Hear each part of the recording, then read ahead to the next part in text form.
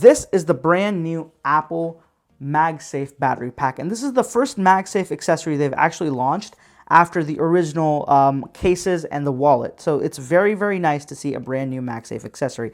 And this is one I've actually been looking forward to. The iPhone 12 mini definitely needs a little bit of help when it comes in the battery department, and this could potentially be my solution. Now, right next to it, I have an Anker magnetic charger as well. And this is actually half the price. So this is $100, this is $50. So the question today is, which one should you get? Should you spend the $100 and get the Apple one, or should you save half your money and get this one that, at least on paper, does the same exact job? So let's get right into it. And the first thing I want to do is I want to show you guys what the fit looks like on these phones. So I'm going to put it on my 12 mini first, and you guys can see on the 12 mini, it is literally perfect. Like, it lines up to the T. There's no gap. There's nothing. This battery pack was clearly designed with the iPhone 12 mini's dimensions in mind, because it fits it perfectly.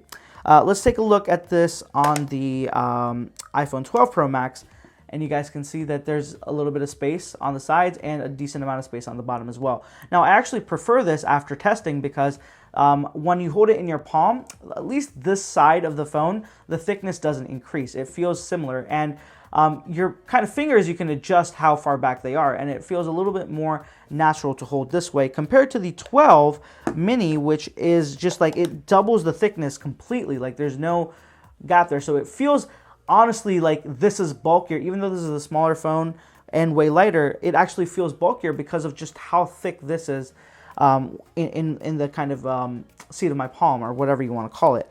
So that's the case. Now, that's the fit on the Apple one. And I also want to show you guys what it's like in terms of the magnetic hold. So the magnetic hold is decent.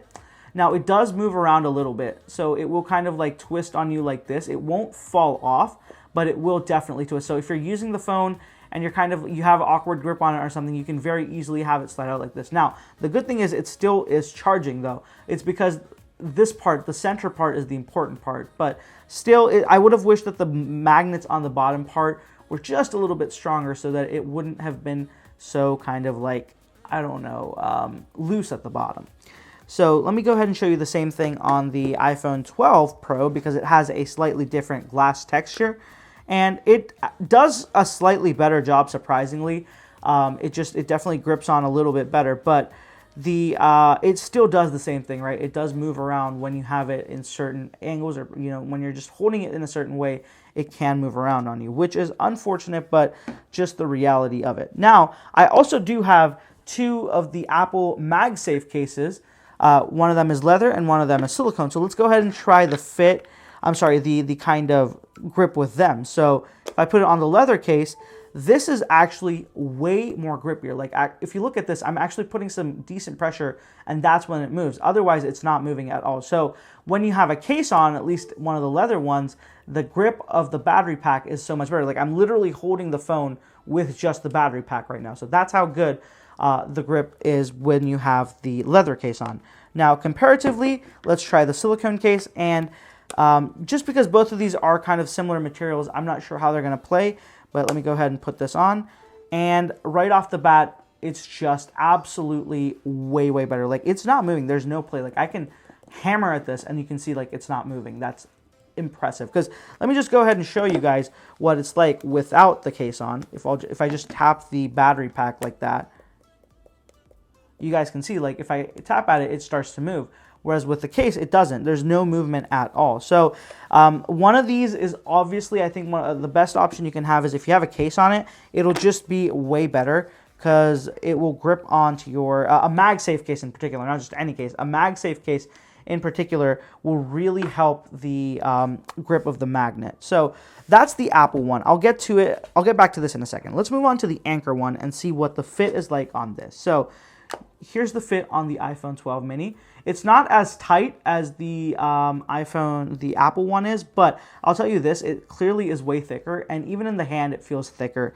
The texture on this is very hard plastic. It's not as premium as this, which, I mean, at double the cost, it's one thing I can let slide on the Anker part, but it does feel durable, which is good. And the charging port does line up at the bottom as well, so you can technically just use a USB-C, charge this, and then pass through charge to your iPhone as well. You can just carry a USB-C cable instead of a Lightning and a USB-C if that was what you were looking to do. And let's look at the fit on the iPhone 12 Pro Max as well. And then I'll put on the case just one more time to show you guys what the grip is like with this. And that same grip issue in this, like, it just does move around a little bit. Like, it stays locked in on the center part, but on the, like, it just kind of, like, likes to float around in circles like a little fan if you don't have it kind of properly in the center there. So this is what it looks like from the iPhone 12 Pro Max. Now, again, the 12 Pro Max just benefits because it doesn't come all the way to the edge. It just feels a little bit more natural to hold in hand.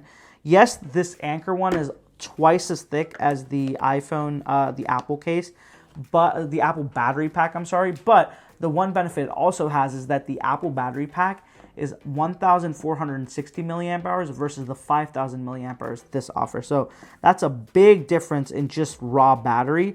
And the reality is that the Anker offers you the option of charging other devices as well through the USB-C port down here, which you can't do with this battery pack. You have to use a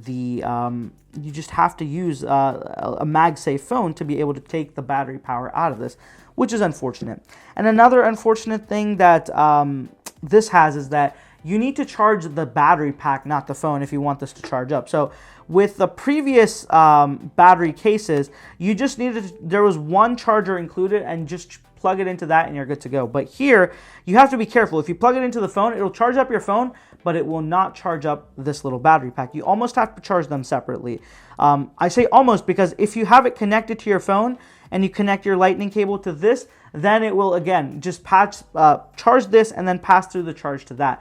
Very slow and inefficient, but if that's the way you do it, you can technically charge this with one cable. But I've pretty much noticed it's the best to charge this with two cables. One, charge the iPhone on a separate source and this on a separate source, and then just keep this handy in case you need it to charge your phone up in a dash. It's not a solution that you can use every day, honestly. It just feels like a solution that you use once in a while and just when you need it, a more emergency kind of solution. Whereas this, just because it has the USB-C here, it makes it a little bit more easy to justify having this on you all the time, because you can charge other things up with it as well, and it's just the higher capacity makes a lot more sense as well. So a little bit of a tangent right there, but let me go ahead and try the Anker case on with a leather case and see how it is. And once again, just the grip is instantly way better, and even if it does move around, it's a lot harder. It doesn't float around as easily as it did on the other one. And as you can see, I'm like holding the phone, the entire phone, with the magnetic just power of the battery on the case. So it does have a strong magnet, but it's best if you use it with a case. If you use it on a phone without a case, that's a little bit more problematic. So I'll just show it on the silicone one as well, just to make sure that the grip is just as good. And same thing, you can easily just use it with this and not have a problem. Like, I can shake it literally and the phone doesn't fall off. So the grip is good as long as you have a case. Now, let's move on and talk about the power that you get from these two. So what I did was I ran a test. I used my iPhone 12 Pro Max, and what I did was I went from, I drained this down to 0%, so all the way down to 0. And then I connected both of these up to the phone, and these were topped up all the way to 100%. Now, the results were actually a little bit surprising. So as I told you guys, this has a 1,460 milliamp hour battery in it, and that's not even close to, what you can get of a full charge on this. So the capacity on this, I just knew I was not going to get 100 under any circumstance, but I wanted to see what's the closest I could get. But I also threw another wrench into this challenge, where what I did was I made it so that I was using the phone consistently as it was being charged. So I was, messaging people, I was using Discord, I was watching videos, I was listening to music. There was a lot going on. So this was very much so the way I would use my phone on a more of a busy day, or just a day when I'm getting a lot done. And that's the kind of day I imagine I need a little bit of extra juice to get me through it. And the Apple battery pack. So I connected this onto the phone at 8:55 p.m. when it had 0% charge. The phone turned on at 3 minutes, so at 8:58 it turned back on with 2% of charge on the phone, and I let it run all the way down to when this battery was drained, and that was 11:35 p.m., so about 2.5 hours, and it got me up to 31% charge. And now remember, this is with me using the phone constantly, so it got me about 30% extra charge plus the use time of 2.5 hours to get through. So I think that it's a respectable number given that it's a 1,460 milliamp hour little battery, but it did a pretty respectable job. So efficiency wise, it's definitely not losing a lot of power to heat and that wireless charging. Now, on the other hand, I have the Anker. Now, this has a 5,000 milliamp hour battery, so it should very easily be able to charge up the 12 Pro Max once and, possibly half a time again. Now, the thing was, though, I connected this up at 9:13 p.m. on another day, and I charged it up just the same way I did this one. And the phone did turn on in 2 minutes from 0%, so that was 1 minute quicker than the Apple one, but it did actually, charge a little bit slower comparatively. So it took, so I have 3 times listed down, which was the 75, the 50, and the 25% mark. So this, since this isn't really a smart one or connected to the phone in any way, the only way for you to know the battery percentage is these 4 indicator lights here. And the blue one is just to say that it's active and charging, but these 4 are the ones that show you the battery level. Now, that's what I did. I kept track. So at 10:03, which was approximately an hour after the phone turned back on, the phone was at 14% and the battery pack was at 75%. At 10:33, the phone was at 21% and the battery pack was at 50%. At 11:03, the battery was at 28% on the phone and 25% on the battery pack. And then I finished off at 12:17 a.m. with 47% charge on the phone and 0% charge on this case. On this battery pack. So I got 47% in 3 hours while using the phone constantly. So while that's not something to it's not a bad thing at all, it is definitely interesting to see that, the phone definitely, the battery, on this was just not as efficient as the iPhone one. So with all that being said, let me summarize everything we've gone through today. So the pros and cons of the Apple MagSafe battery pack are that it's very thin, it's got a thin profile, it's got a really soft plastic touch material, which is nice. It is very efficient, but that's where all the positive stops. Some the negatives are it doesn't offer any real value above this one. It doesn't have pass-through charging through the iPhone, so that means that to charge this, you have to connect a Lightning connector right into this. You can't just charge the phone and have this charge up as well. And it doesn't come in enough colors. I think that just having white as an option does not look good. At least a black option should have been available. Materials are great, but the cost is just very prohibitive on this. Then let's move on to the Anker PowerCore, the magnetic PowerCore 5K, which is I want to say very similarly sized, but it's not exactly the same. It's thicker and it's a tiny bit smaller in the sense of like the square, the rectangle dimensions.